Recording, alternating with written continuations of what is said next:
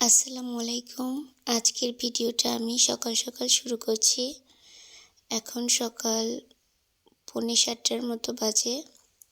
তো আমি বাচ্চাদেরকে ডেকে দেব, আরবি টিচার আসবে আর খাবারও খেতে হবে। আমার ছেলে মেয়ে ঘুমাচ্ছে। আপন কুমা উঠো উঠো উঠো আবার উঠো। এই যে সকাল সকাল 7টা বাজে এখন। এই যে আমাদের বাড়ির রোড সাইডটা।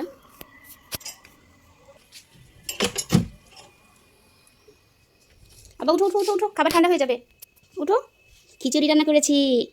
উঠো আপন, উপমা উঠো বাবা, উঠো, খিচুড়ি রান্না করেছি গরম গরম, আপনের খুব পছন্দ, ডিম ভাজির সাথে। ওঠো মা, উঠে দাঁত ব্রাশ করে নাও। আসসালামু আলাইকুম। ঘুম ভাঙে না? ঘুম ভাঙে না?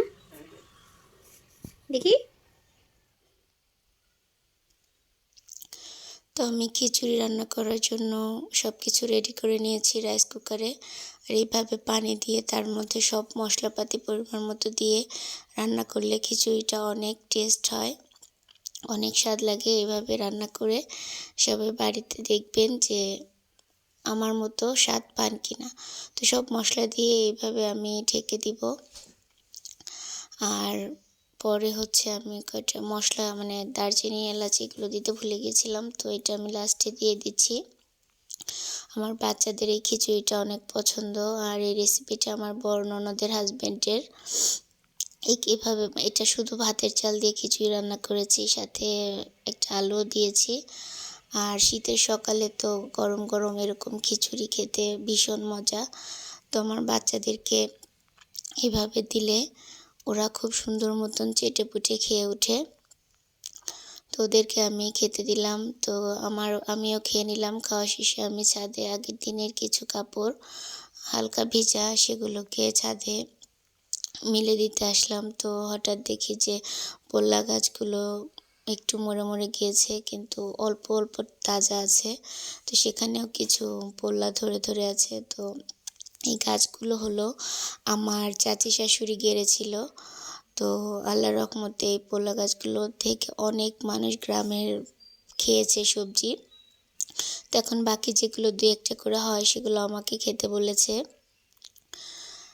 আর এই তো আমি বাবুদেরকে নিয়ে ছাদে গিয়েছিলাম। আর এখন সকাল সকালে আমি দুপুরে রান্নাটা শেষ করে ফেলবো, হাতের কাজ একেবারে রাতের জন্য।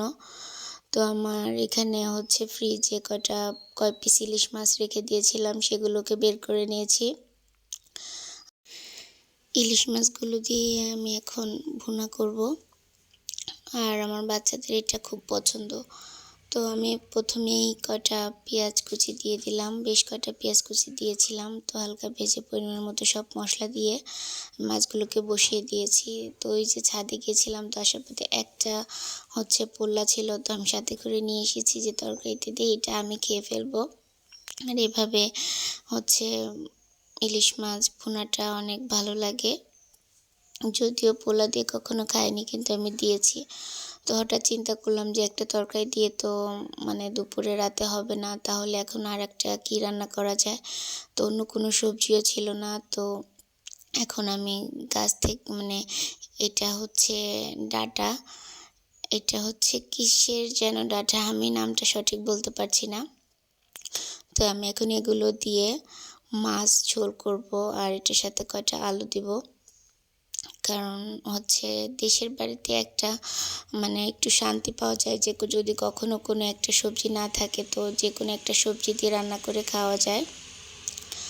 আর এই চাল কুমড়াগুলো গোল গোল করে ভেজে নিব। এগুলো আমার বাচ্চাদের অনেক পছন্দ, কারণ হচ্ছে বেগুন ভাজির মতো লাগে এটা। তো আমি এটাকে হচ্ছে সুন্দর করে চাক করে ভেজে নিব। আর ওই মাছটা ঝোল করে রাখবো, তাহলে আমাদের একদম সকাল পর্যন্ত রান্না আর করতে হবে না, শুধু গরম গরম ভাত বা রুটি পরোটা বানালেই হয়ে যাবে। তো আমার ভিডিওটা যদি ভালো লাগে তাহলে অবশ্যই লাইক, কমেন্ট এবং সাবস্ক্রাইব করে আমার পাশে থাকবেন। আর আমার গ্রামীণ রান্নাবান্না আপনাদের কাছে কেমন লাগে সেটা অবশ্যই জানাবেন।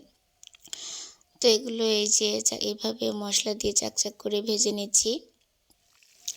এটাকে আমি সুন্দর করে ভেজে নিব। এখন একটু আস্তে আস্তে মাটির চুলায় জাল দিতে হবে, কিন্তু আমি তো জাল দিতে পারি না, তো শিখছি। তারপরও আপনাদের দোয়ায় আমি সব কিছুই শিখে যাব। তো অফ ক্যামেরাতে আমার রান্নাবান্না সব কিছু শেষ হয়ে গিয়েছে। তো দুপুরবেলা আমরা সবাই এখন খাবার খাচ্ছি। আজকের ভিডিওটা এ পর্যন্তই। আল্লাহ হাফিজ।